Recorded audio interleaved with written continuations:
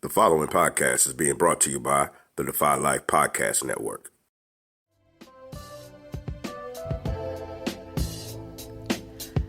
Welcome to Aftergate, powered by the Defy Life Network.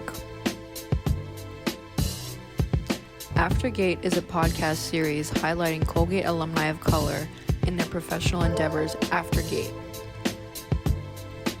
Aftergate is hosted by Alvin Gyimah, aka Al, and Herman Dubois, aka Jerry. We are doing Aftergate because Colgate University has produced innovators who have changed the world every day, yet many alumni of color and the mainstream Colgate community are unaware of the amazing accomplishments of alums of color.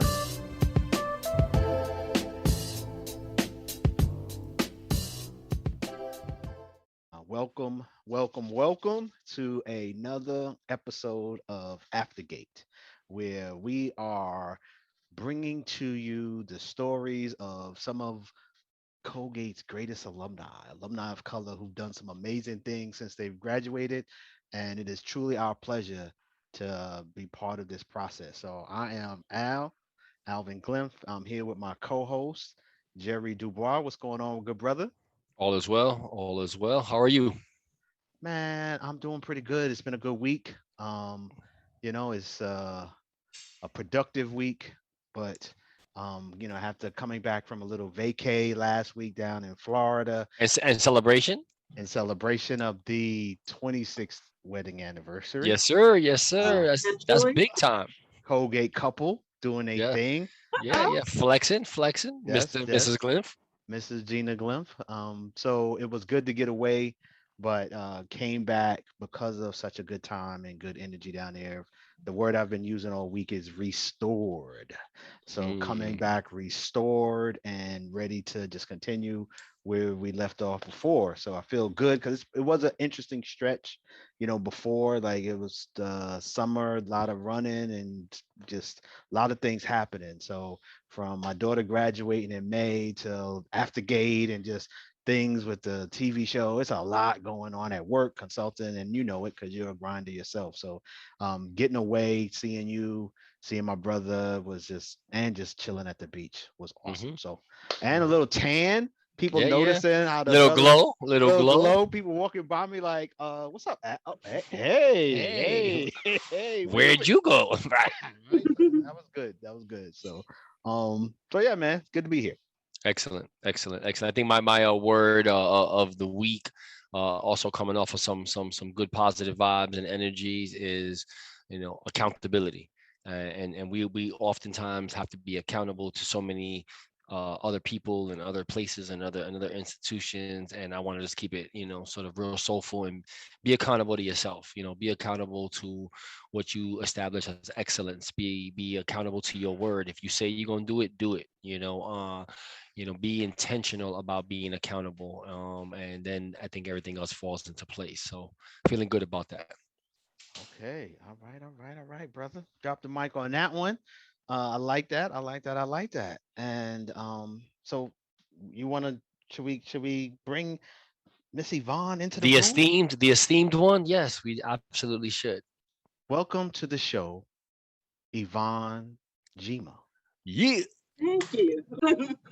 Yeah. Class of We got to get that 2000. special effect, clap effect. We Bombs really- and stuff. we need side effects. We need side Side effects. Class of 2001. Mhm. Great class of '01, yeah. Welcome.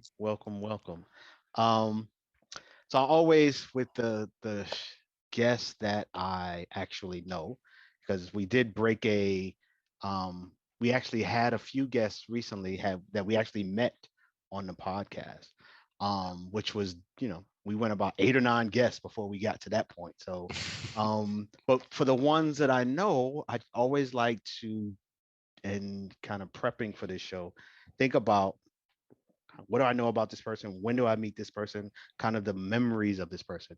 And the one that sticks out definitely was Maroon Citation.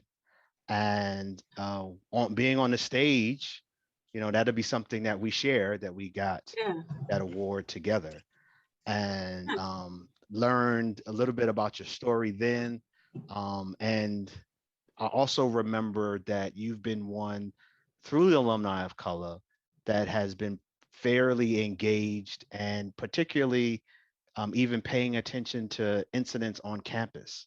And just as things were, whether it was good news or bad news, I do kind of remember seeing emails from you kind of, trying to rally and advocate people to kind of pay attention to what's going on campus. So um, that, I think is notable and something that as alumni, we try to advocate for, that once we leave, there's a role for us to play off campus, and to help those students who are still on campus. So uh, that's the memories that stick up of Yvonne. So Mm. Okay. welcome. Well, thank you. I'm glad to be here. Mission, a passion project of ours, one that we, coming out of COVID, in the midst of COVID, realized that we need to do a better job of networking, of connecting, and of learning the stories and accomplishments of alumni of color, because people are doing some amazing things out there. So we've really enjoyed each and every conversation. And again, I'm looking forward to this one. So awesome, awesome, awesome. And for the record, it's not really a disclaimer, but I like saying this, just because we've realized that in many of the interviews, like at the end, it kind of comes out and we realize, wow, maybe we should be saying that in the front end, but this is very much a safe space. We really want, the goal here is not to sort of blast anything, anyone, but to share your story. And you have the full liberty of disclosing what you want to disclose, how much of it you want to disclose. But let's be clear, we're being 100% transparent here.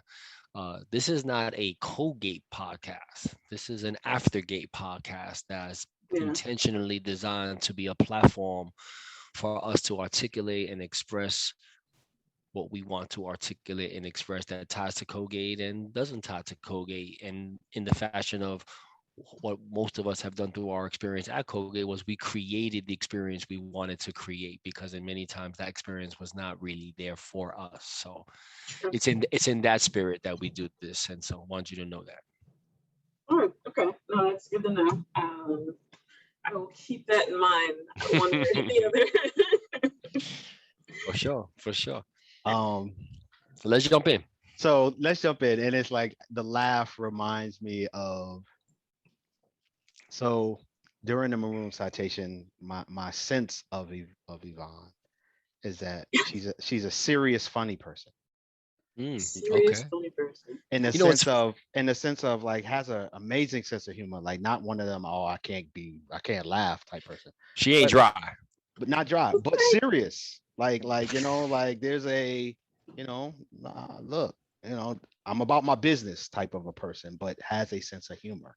And so that was just the vibe I got as we interacted throughout that time. So looking forward to this conversation. So okay, so my looking up of you and what you've done, and just looking in terms of the bio, you've got an MBA, you've gone off to school after Colgate. You have a financial experience, consulting, operations. We're going to get there, right? But before we Okay. get there, I would like to kind of get into the life at Colgate and even pre-Colgate.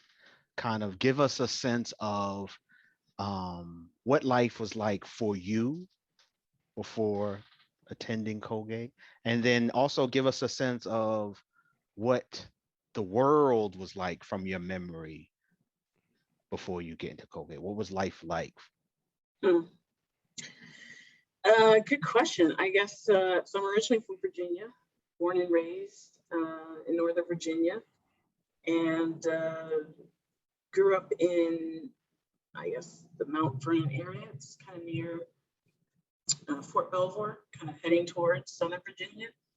And obviously, you could tell by my class year, the years that I grew up there. So it was the 80s, early 90s.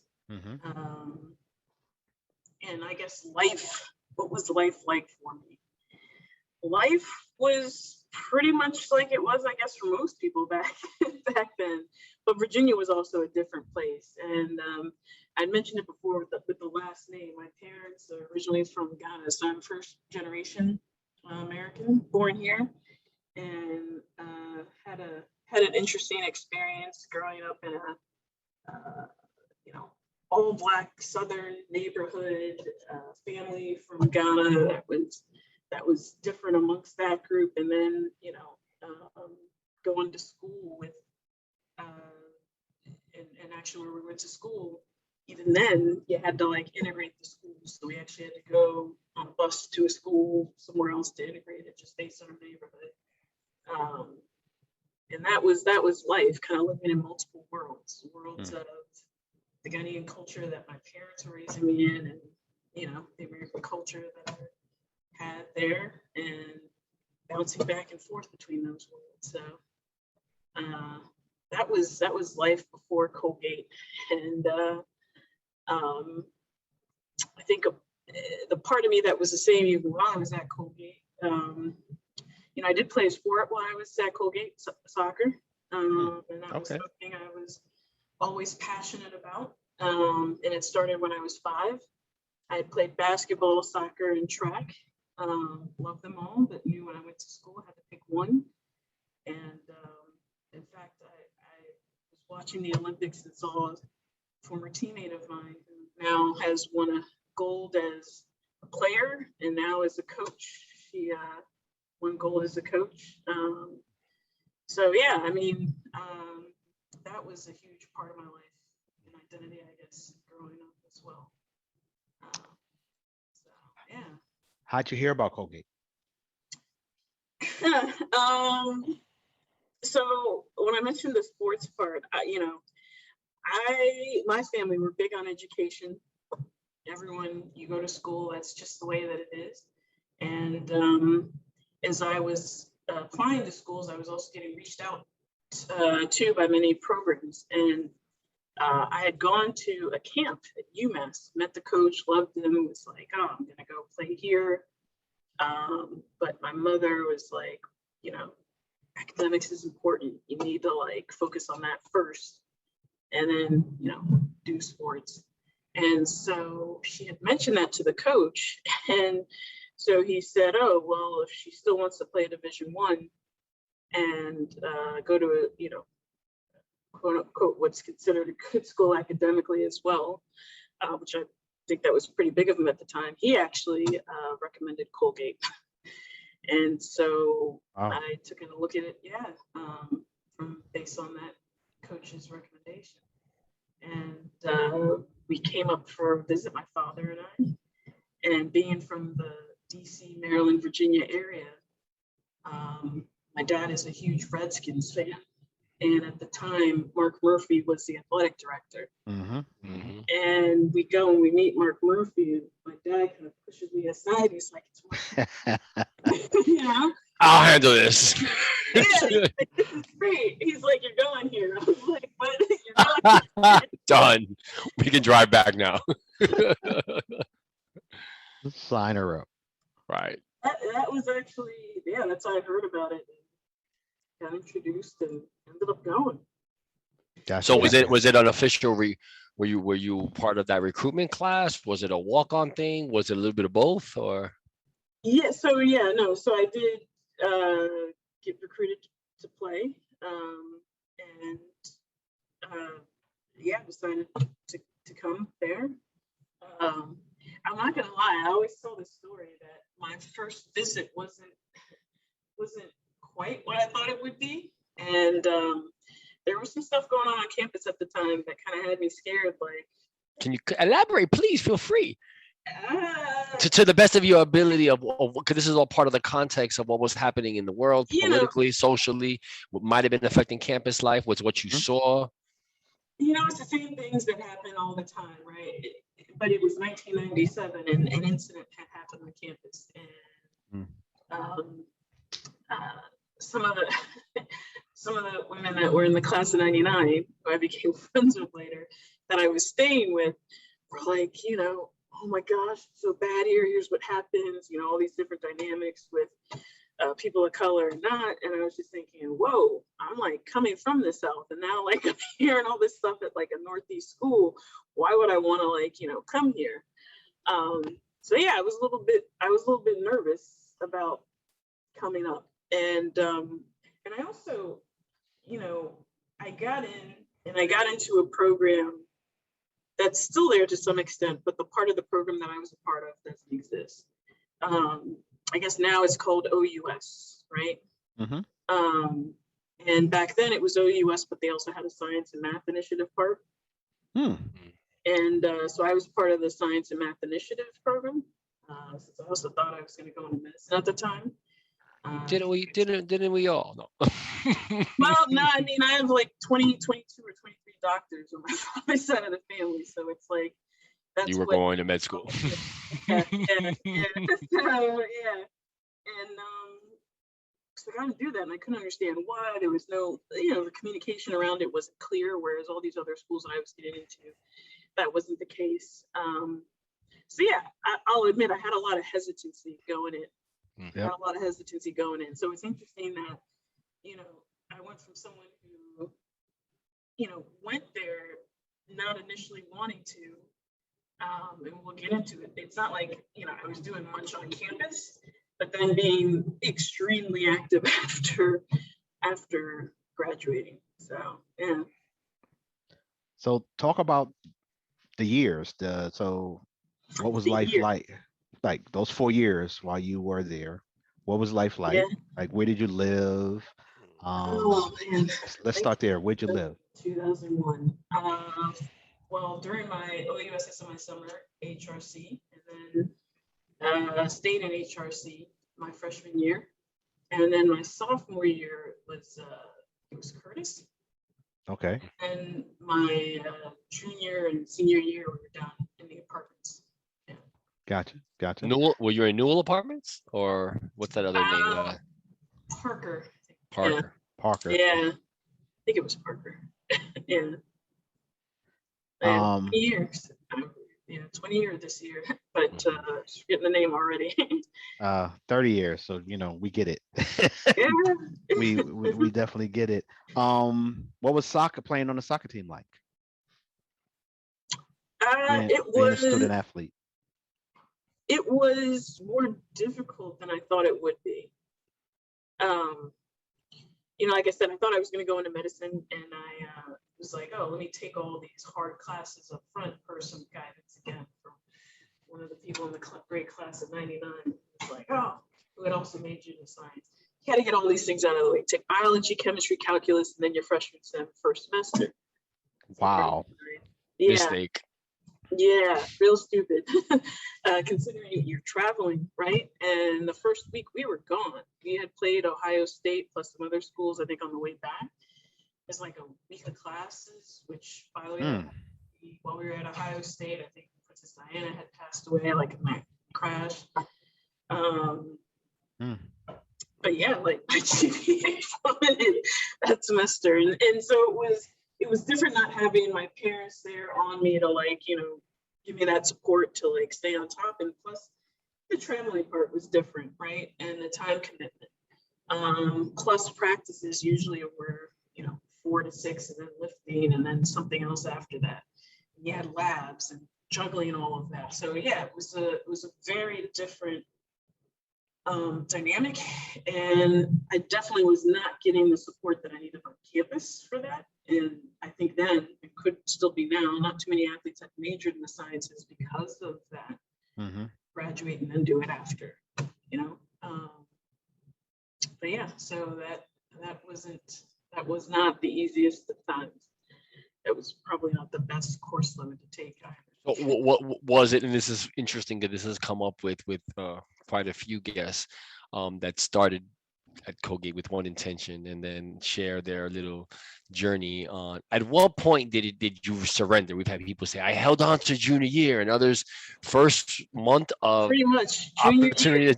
Really? Oh, okay. Well, look, I was interested from when I was a child. Like, I knew that's what I wanted to do. I worked at a doctor's office, volunteered at hospitals, you know, for 4 or 5 years prior to that.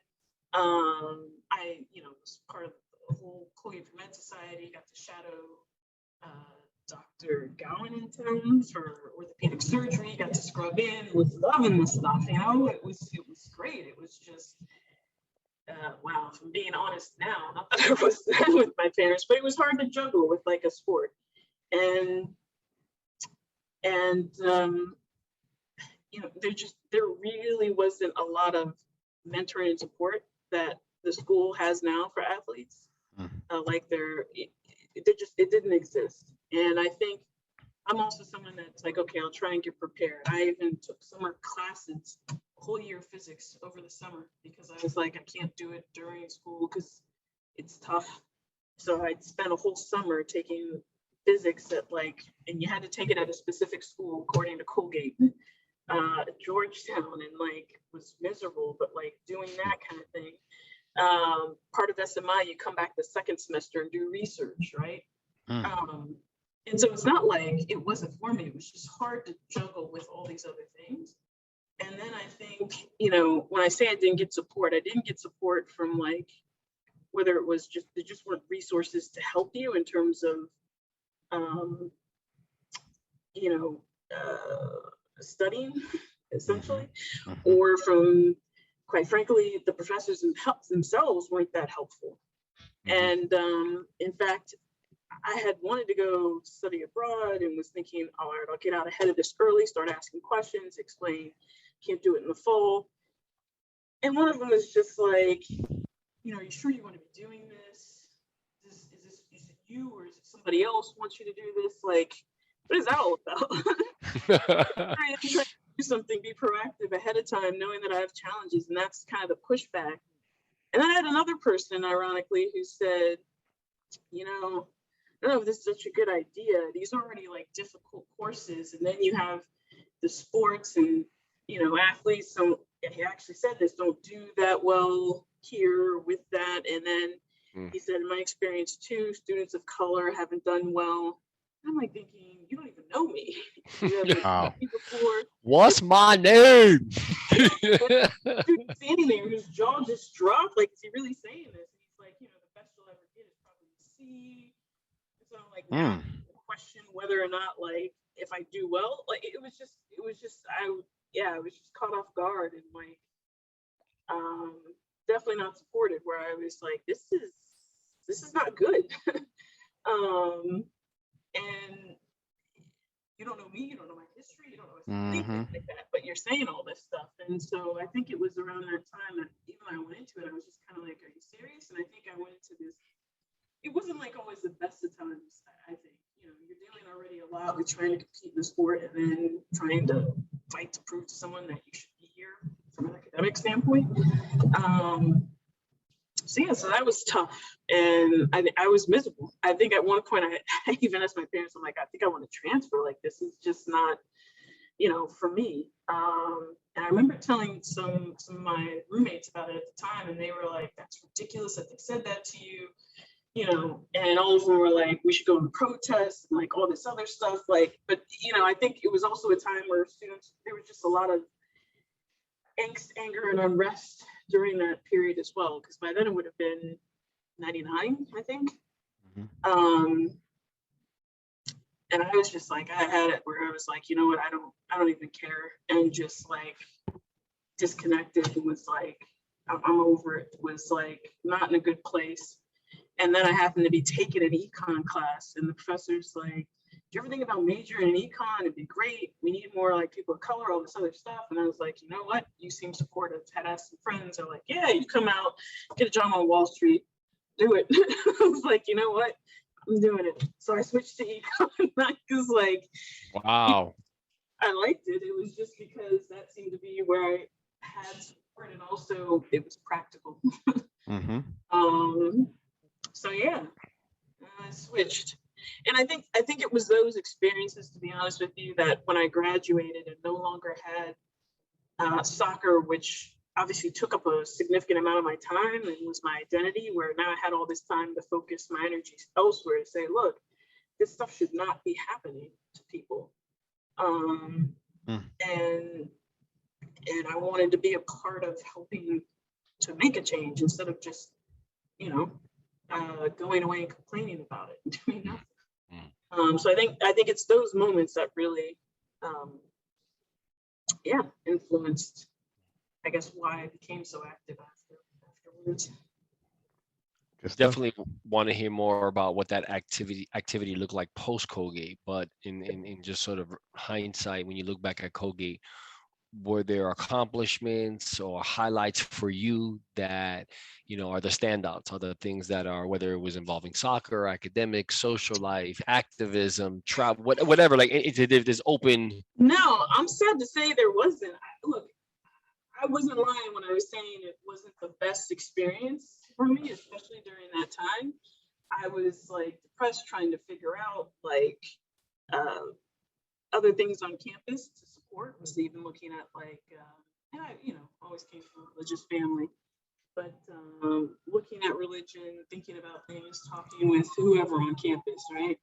And then for the most part, I was just trying to keep my head down and like bring my grades back up once I got into econ and focus on like the sport. And that was really it, So I can't say I was that active or engaged, because again, the sports did take up a lot of time. So if I wasn't hanging out with my teammates and I was hanging out with my roommates that were predominantly the folks that I had met during my OUSSMI summer,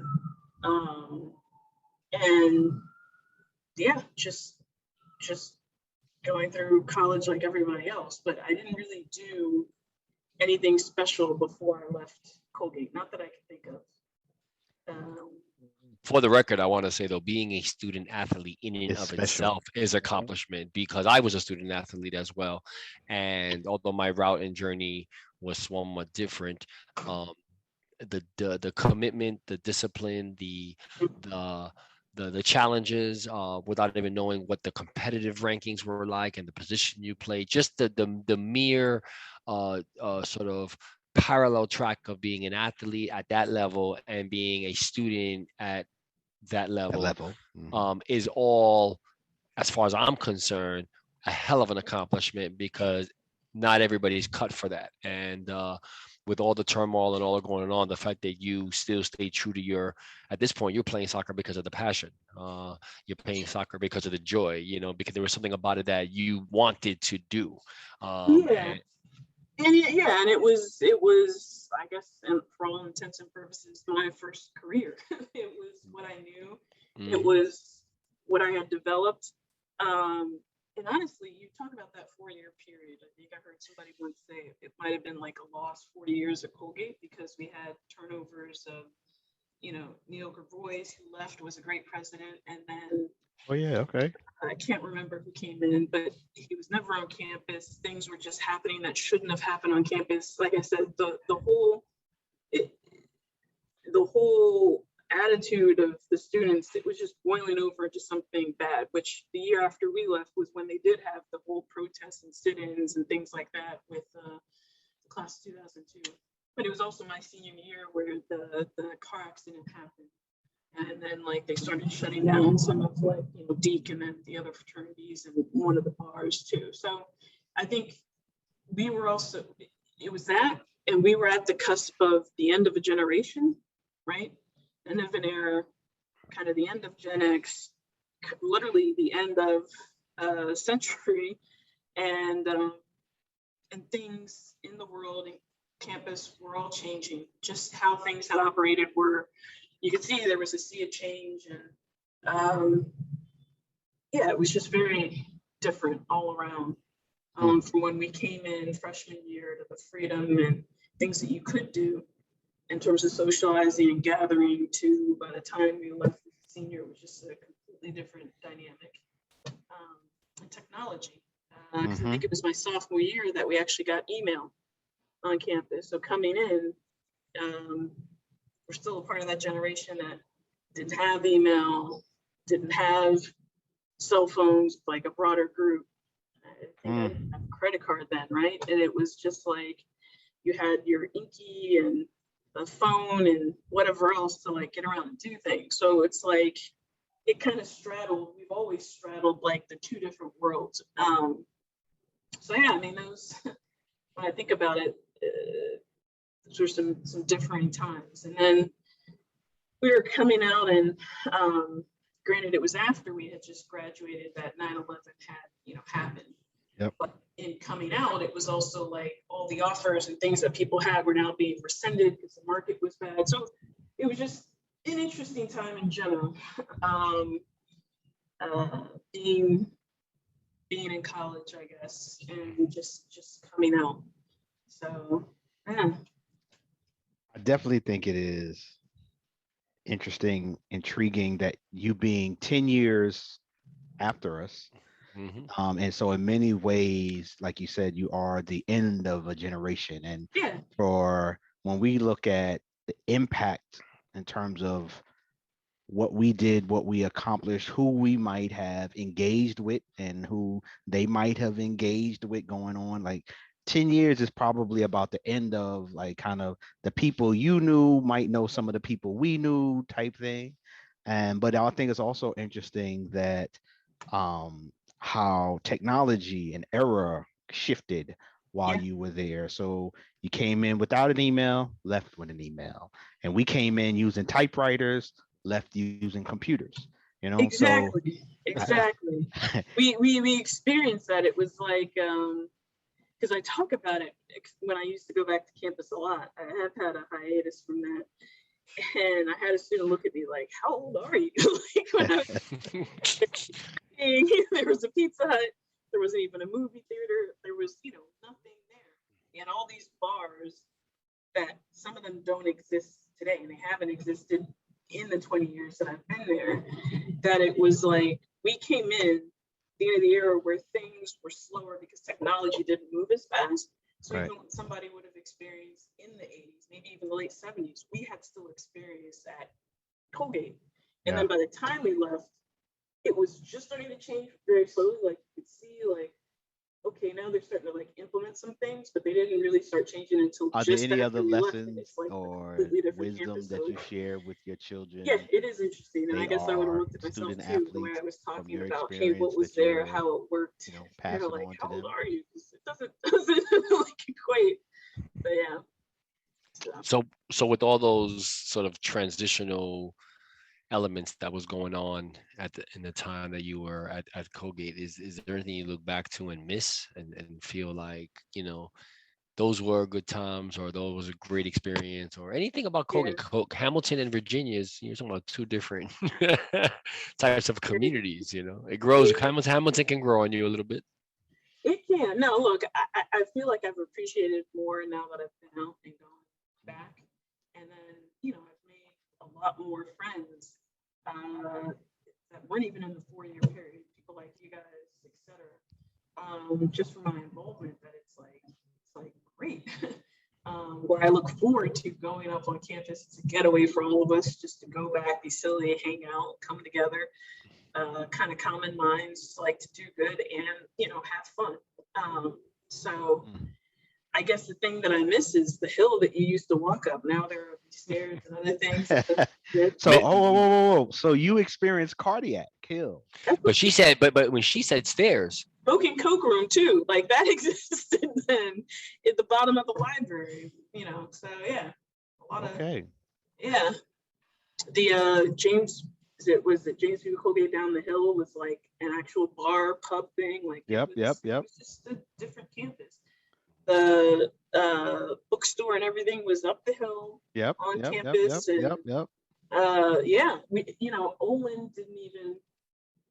I think Olin had just come in or something like that. So they were just putting up Gatehouse, I think it was. And I think they had just finished building Curtis and Drake right before we came onto campus. So a lot of changes. So that was the Drake, that is the dorm that's near the dining hall? Yeah, where the clock is, I think. What did people, Kendrick Eaton Dodge? Yeah, KED. It used to be KED. Yeah, I think so. But I just remember like coming on and the seniors and juniors talking about it, like, yeah.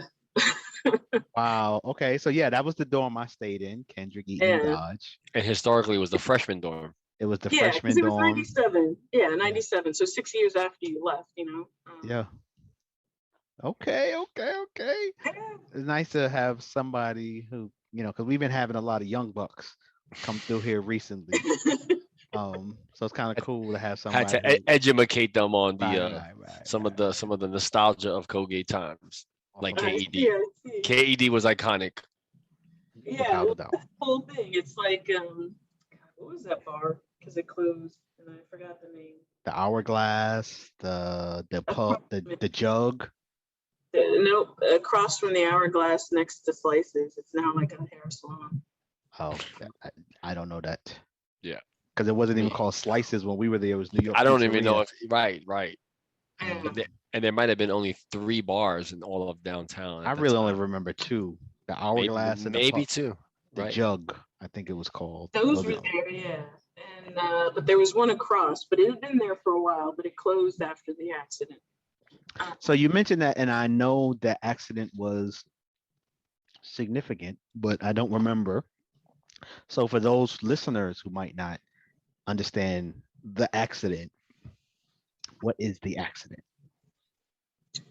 Well, so everyone knows that there's a lot of nightlife that goes on down the hill, um, we have all the fraternities and then downtown where the bars are. And usually it's like a Colgate thing where people are walking back, but it's freezing cold. And, sometimes people offer to, they'll pull over to offer to take you up the hill. Mm-hmm. Right? Mm-hmm.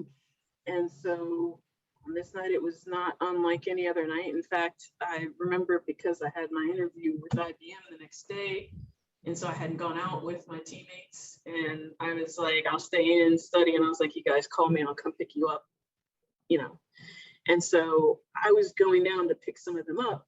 And I couldn't fit all of them into my car. And I told some of the freshmen, I was like, wait here, they'll come back and get you.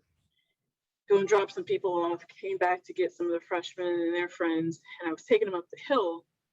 And I actually saw there was commotion because I think the car accident. So somebody had been driving, pulled over to offer a ride to some people. They all piled into a car. They were going up the hill, slipped on some leaves, hit a tree.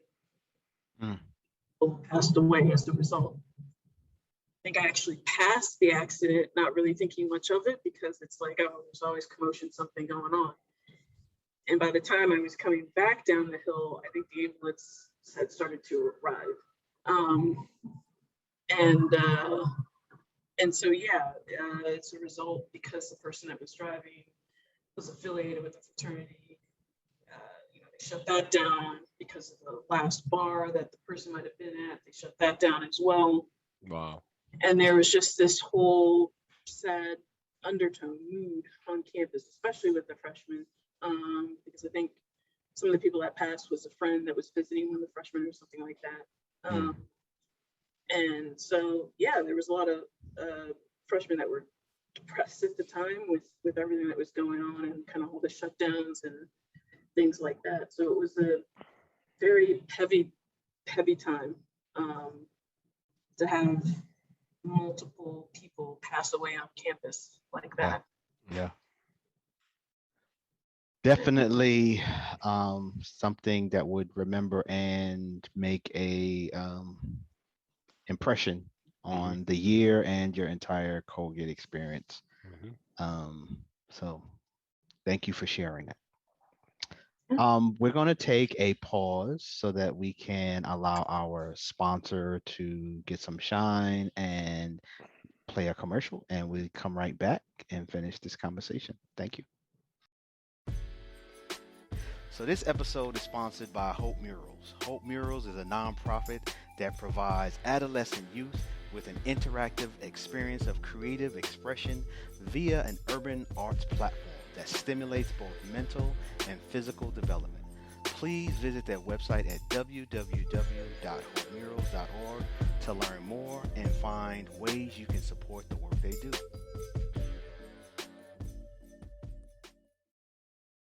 Welcome back. Thank you, Hope Murals.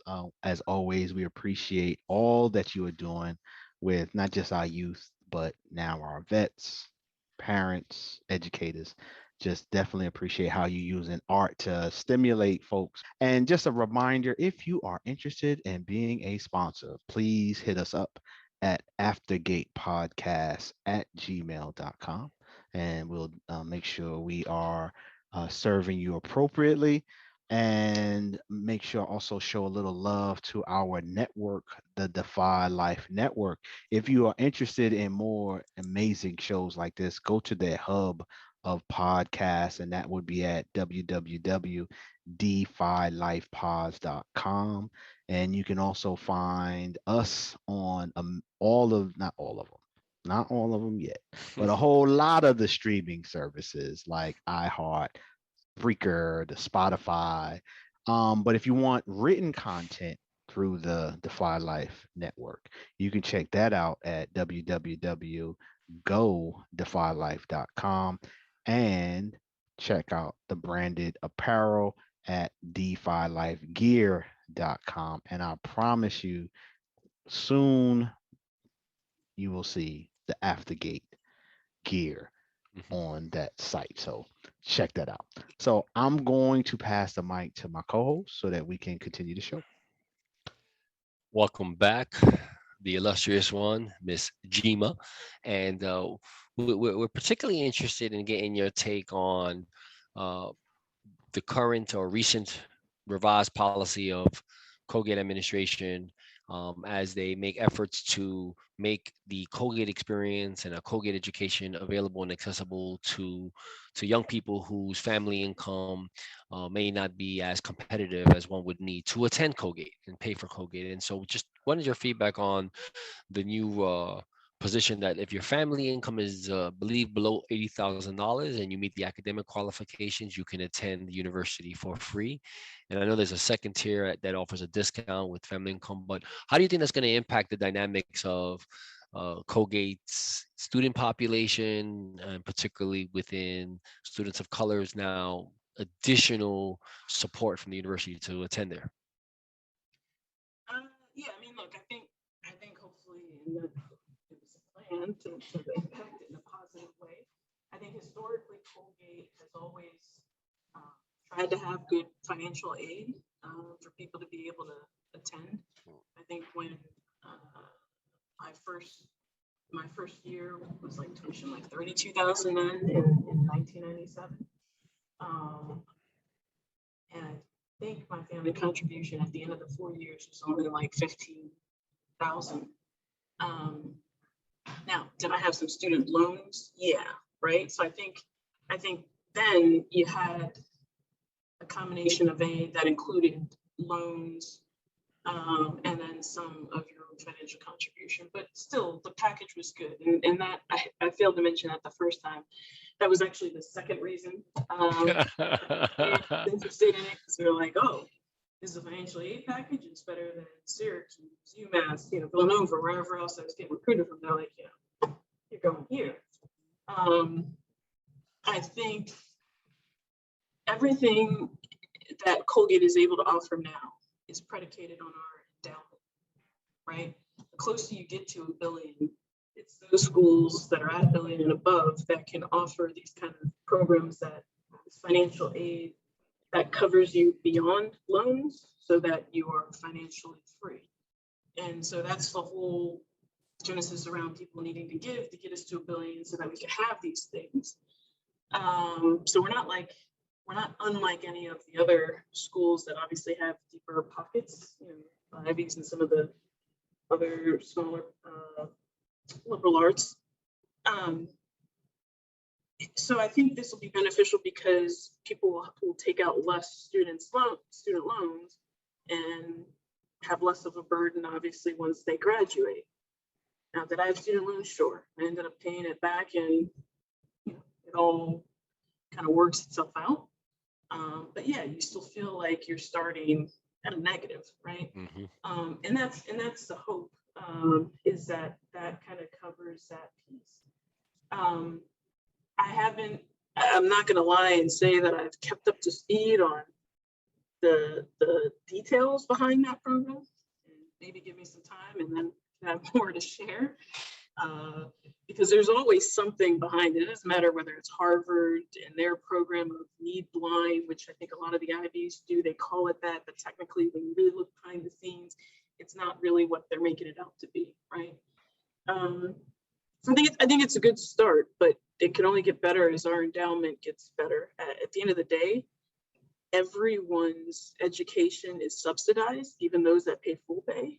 Yeah. Because they're only paying a portion. They're not paying the full pay that it really costs to house and educate a student. So everyone is subsidized to some extent, whether they know it or not, because to your point, while we say, oh, for students of color, we all know that Colgate has a history and an issue of socioeconomic classes where many people struggle.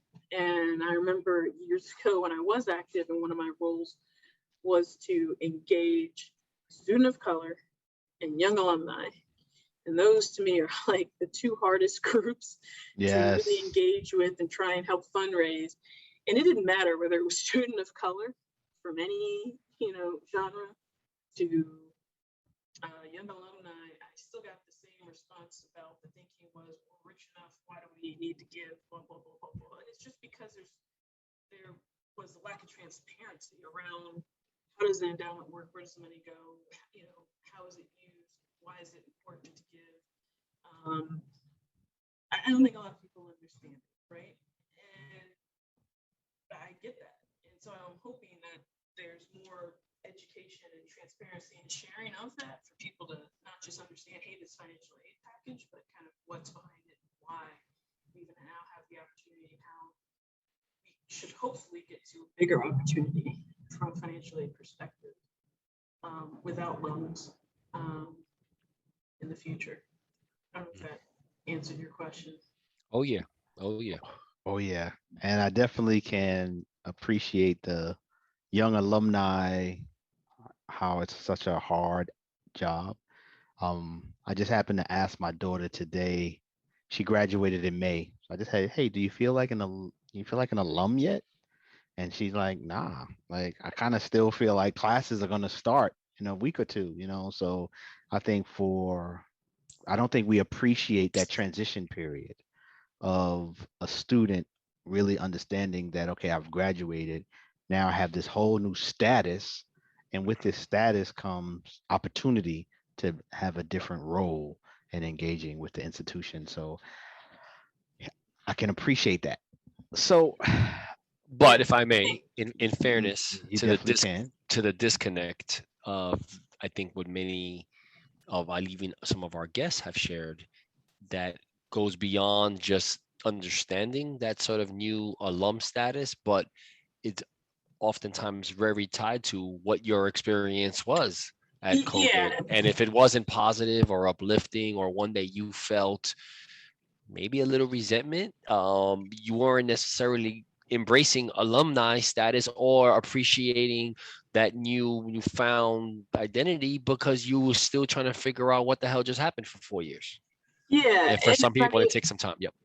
That's true. And to just from a definition standpoint, young alumni is anything within a 10-year period since leaving, right? So it was a unique group because, one, people are young, they're still dependent on their parents or whatever, they just don't have the money, right?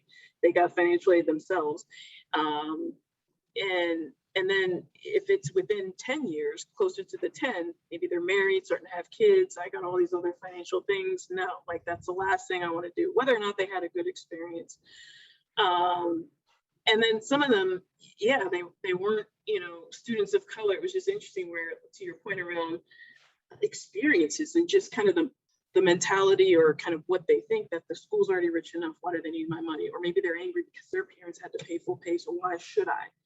But I don't think they realize that even their education, my point, was subsidized, like, because they're not privy to, and this is the whole transparency thing around how it kind of works. And then like the operating budget, what goes to, fund each student financially, et cetera. If they did, it's interesting when they actually break it down, it's kind of like, oh, all right, I get that. To your point around the experiences, yeah. So when it came to a lot of alumni of color, whether younger, older, up through the 70-something, I always got some experience, some story from someone, especially in the class of 80s, talking with so many alumni, something that happened in the 80s. And I just remember being on the phone. I was at work making this call, man, all right, just gotta get over this. Something like I gotta go back to work or whatever it was. But then it also hit me that, yeah, the approach has to be different for when you're trying to engage different, I don't know, stakeholders. One is just also, I think, Alumni of Color kind of population. Philanthropy isn't something that I wasn't taught that growing up or whatever, right? And so some people are just more used to knowing and understanding that, then the transparency, and then yes, the experience, right? And this is what I meant by, yeah, can either sit there and be mad and remain mad and do nothing, or be a part of making change, right? Some way, shape, or form, whether it's volunteering and or demonstrating my giving in a way that I want that's directed, right? Because let's be honest, money does make the world go round, right? And has a very strong voice. And so I think it's all those things that you mentioned that I think the school over the years has learned, is still learning in terms of how to engage these different groups, not just outright asking for money, but how do I get people engaged first and interested before then asking for money. Yes. Yeah, and I think it was one of our guests, Leroy Cody, who talked about we're all gonna have legacies. And so the question is, what do you want yours to be? And do you want yours to be one of absence and not engaging and not paying back? Because I really think we all owe, not some of us owe. And I think that's your point. We all owe. Yeah, exactly. Exactly. Someone gave, obviously, for me to be able to have gone to Colgate, right? Regardless of what I went through, somebody was there. I know I said that, and if I think back, you know, there were a few people on campus that I could go to, you know what I mean? Mentors, things like that. And that's the thing, you just need more people like that, right? And so, yeah, I mean, that's really driven my passion for at least being involved up until the last 3-4 years. But yeah. So, okay, let's talk about want to know who you are, but to get to who you are, we want to kind of hear the journey, kind of once you left Colgate. Give us that story of the path you've walked. I mentioned graduate school. Like, just give us you left Colgate and where did you go to get to here? Okay, so I left Colgate.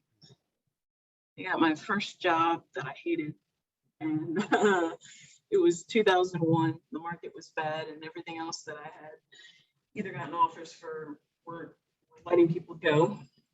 So I went back to business school quite early. I had to do it all over again. I would have taken more time, but I was trying to get out of a bad situation with my first job. And then I came out trying to get into a career that I had wanted to, but it wasn't available at the time. So I went into one through a recommendation of another mentor. Hated that, but it was a good background to have that actually it got me onto the Board of Trustees for Colgate. Prior to that, you know, so when I graduated, I no longer had soccer. I was thinking about, oh, maybe I could try and do it professionally, but it's a women's sport, and women's sports, especially in soccer, was just getting underway. There's not really money or anything like that. My dad was like, yeah, get a job, I'm done. Like, you need a job. When I came from Ghana, I came with nothing in my pocket. You need a job. So I got a job. I was like, okay. Father knows best. Yeah. I mean, now I tell myself, just go do it. Who cares? Life will work out in the end, you know? But got a job, but it was also, I had moved to Armonk, New York, which is the suburbs, and wasn't from New York State. My job was in Armonk, or I should say Westchester. Okay. I was like, know anyone out here. Most of my friends are in the city. And one of my classmates who also started with me, Kohei Uchida, from Japan, he was working at IBM, and he's like, I heard about this thing, this AOC. He's like, you and I should go check it out, get to meet people. So he and I went, and he and I were like the two youngest alumni there. And then it was like Angela Moody Robinson and like other classmates from like the 70s there. And they loved our energy. Like we were just like, you know, kids just out of college. And they were looking to kind of rebuild AOC, right? Because it had been something before, and that's the history of AOC. Honestly, it's not an institutionalized thing. So it's always going to be as strong as whatever the leader is at the time that puts the energy and effort behind it. And, you know, she was probably looking for a way to pass the torch. Roll off, yeah, not that we knew it at the time. And so she was like, oh, you guys want to like do some programming? We'd be happy to support you. We're like, all right, sure, right? So that's how I got started, coming up with programming to connect students with alumni, because here we're meeting all these alumni that are like doing great things. We're all happy to meet us. Actually met an alumni that she passed away during 9/11, since she was on the 100th floor. We were supposed to have met up that week.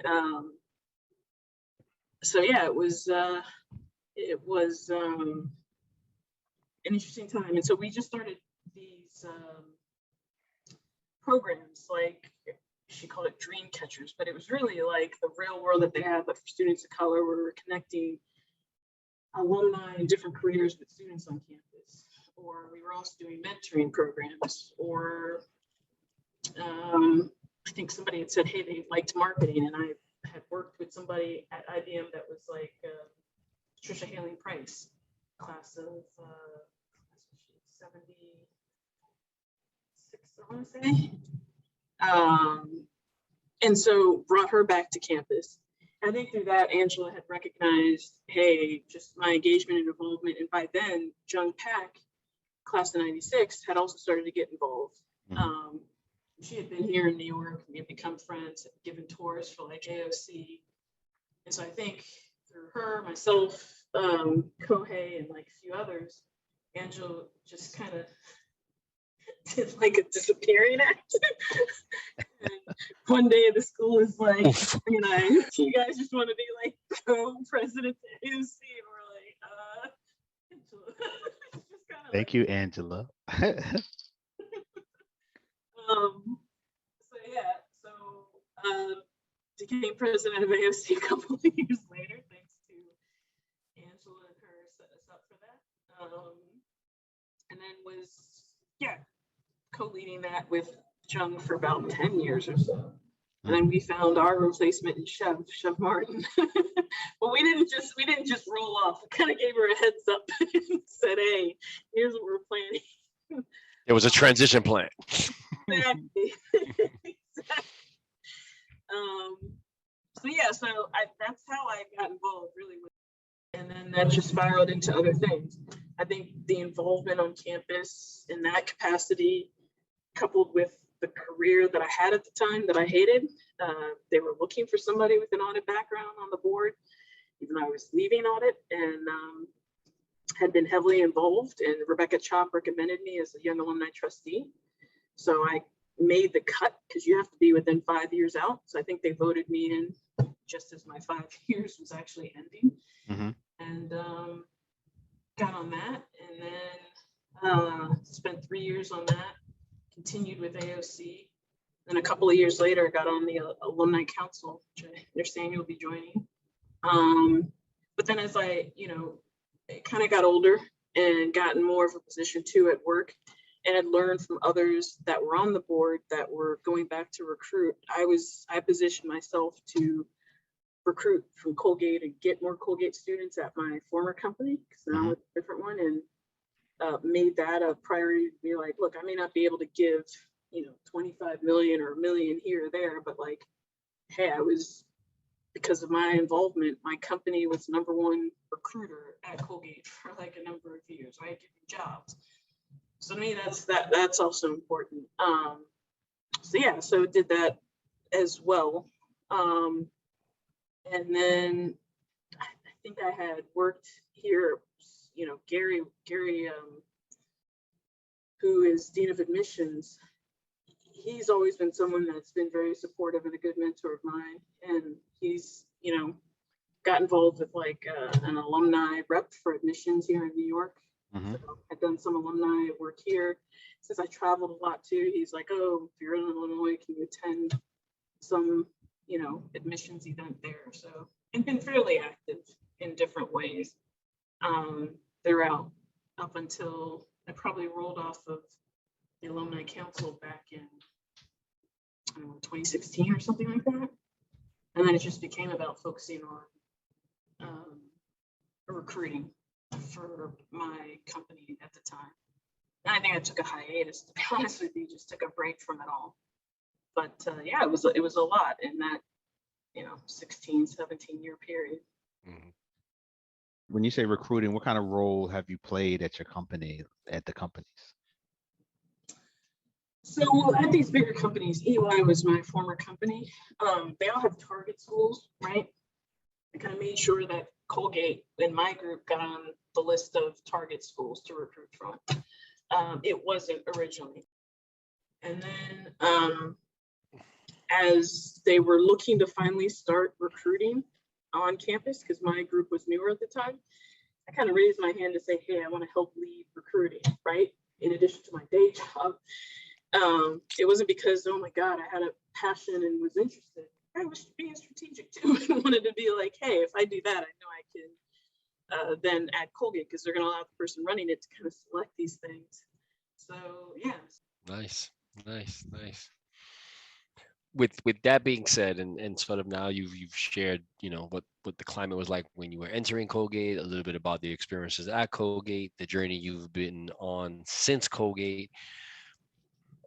The beautiful part of hindsight is looking back. If you had to, sort of give yourself counseling as the 18-year-old and entering Colgate and the 21-year-old graduating Colgate, entering the world, what might you say to that young Gyimah that you are able to, be pearls of wisdom that you would have loved to have known then?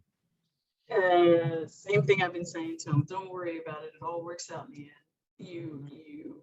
It may not have, to some of you, it may not have seemed like the best experience, but when you think about it and look back, there are obviously moments there that you'll love.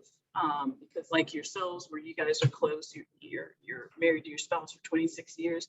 Most of my close friends are all Colgate people, right? It's ironic. I just had a baby shower. Like half the people were like Colgate people, and the other guests are kind of like, "What is going on?" Colgate's in the building. Yeah. And then those people are celebrating like their 20th, like next year, wedding anniversaries to each other, right? So clearly there were some good moments. Some of my best friends are from there. So just, it always seems worse than it is, right? You can't see the trees in the forest kind of thing, right? When you're in it. But there will be other things that you have to deal with in life. And this really is a good time. And that there are alumni that do care. So use all the resources. There's so many more resources out there now than there were when we were there, that we all want to help. Yeah, I mean, if you have parents like mine, don't listen to them, follow a passion. It does all work out in the end. It does all work out. Yeah, major in what you want to. That's the beauty of a liberal arts school. There's a high percentage of Colgate alum that go back to get a graduate degree, so it really doesn't matter what you major in. You will change your career many times, things like that. I know people stress about it. And be open to engaging with others that are different from you. I think not enough people do that during Colgate, and then we're all engaging after, and it's kind of like, oh, we should have taken the time to get to know you on campus kind of thing, or it's a different year, right? Just come out of your comfort zone. That's the one thing I do get from all of the alumni that I've spoken to over the 20 years, and I've spoken to a lot of them across different alumni of color, non-alumni of color, different generations. Everybody says the same thing, that, yeah, I wish I would have opened myself up to a few more of these other things. It's college. I mean, that's a time to do that, right? So I would definitely take advantage of that. Okay. Nice. So before we let you go, we have a Colgate question that you have no idea you're about to answer this question. So my Colgate question is, you shared earlier where you lived during your 4 years. Mhm. Which one did you prefer and why?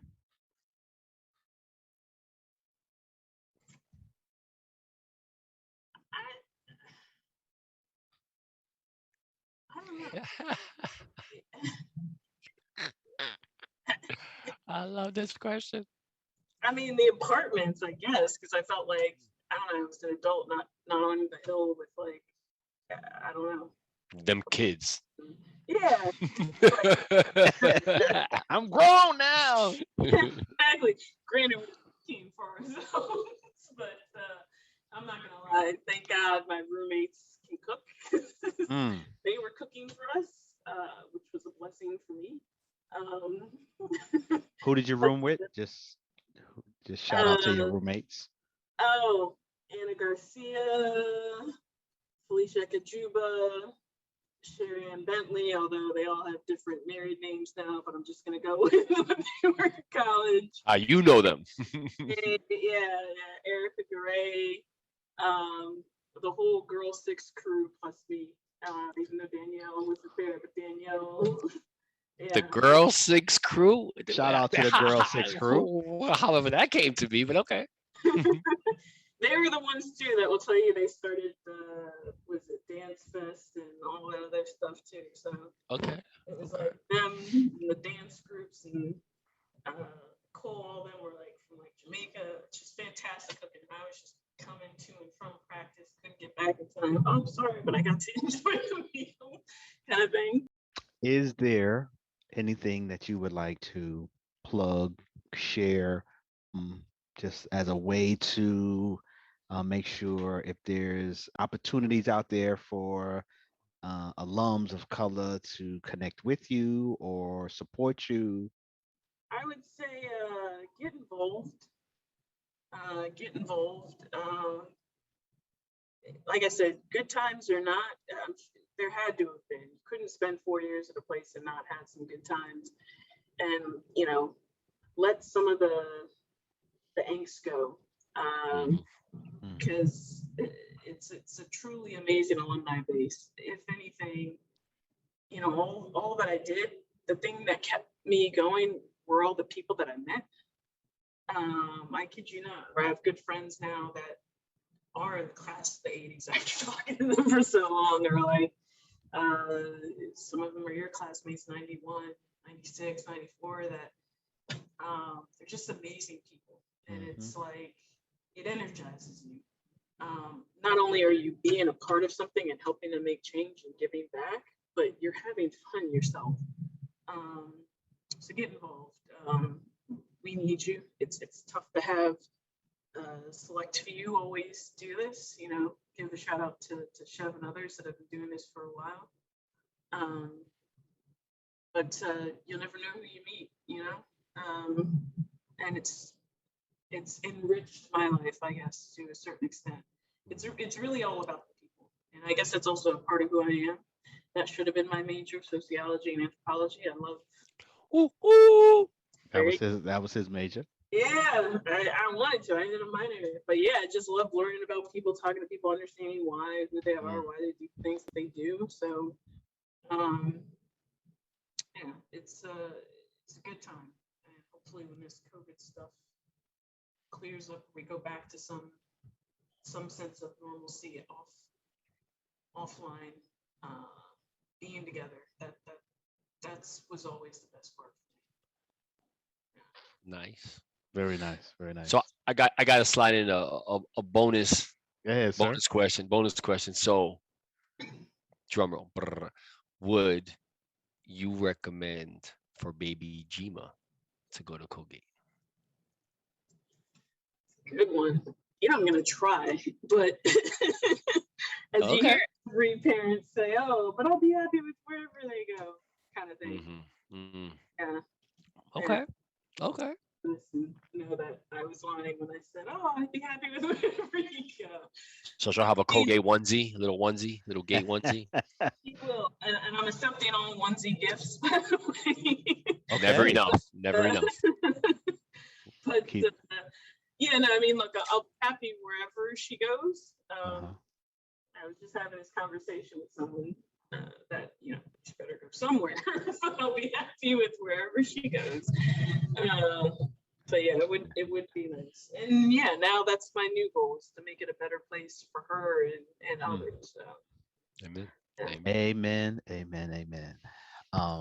So on that note, well, first, I just want to thank you. I mean, thank you for not just the willingness to come on Aftergate, definitely the willingness 39 weeks pregnant. Like, you just set the bar. I don't want to have no one tell me they ain't got no time, can't schedule. I'm like, yo, hold up. Let me tell you this story about Yvonne. Unless you 39 weeks in a day, I might give you a pass, but otherwise, no pass. And shout out to baby Gyimah for not coming during the podcast so that we can at least get through the show.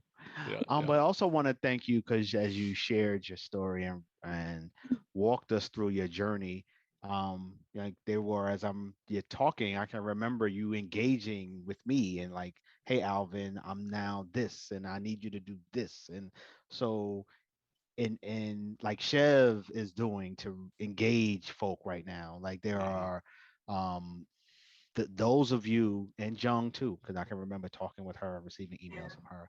For those of you who play that role as the key point person of AOC and do the work of engaging alumni, like y'all are doing an amazing service. So thank you for your tenure, for playing that role, of sitting in that seat and passing it to an amazing rock star in herself, because Chev has definitely followed in y'all's footsteps of doing that good work. So I just want to thank you for that. And we are greatly appreciative of y'all's roles and what y'all doing to keep us as AOC connected to the students, to the struggle, and then just doing y'all part in keeping us engaged and motivating us. So thank you for that. No, thank you guys. I think this is great, connecting people on these podcasts and, hearing people's stories. Again, I'm not all this tech savvy. You guys can figure out this whole podcast and keep hearing about it. But no, I think this is great. It's different innovative ways, to engage. Well, thank you. Absolutely. So on that note, this has been another episode of Aftergate. Thank you, Yvonne. Thank you, listeners. This has been just a great episode. So Aftergate, as always, is powered by the Defy Life Network. And make sure you check us out on all of your favorite platforms. Thank you for our interns. Yeah. Big shots. Big shout out to our interns, Izzy, Kathy, Sophia, Colgate students who've been supporting our podcast. Really appreciate all of the efforts that y'all doing. Thank you. Just check out all of the dope episodes to follow. Peace, family. It is. Shh. You hear that? Listen closer. That, my friend, is the deafening sound of focus. It drowns out all the useless noise that can clutter the moment. Naysayers don't exist. Haters? Smaters? The peanut gallery? Who's that? When you in your zone, all that noise and all that buzz is just elevator music. So, enjoy your journey, focus on your goal, and bask in the quiet roar that is progress. Because when it's your time to shoot that shot, spit that verse, or close that deal, the only voice that matters is yours. Defy Life.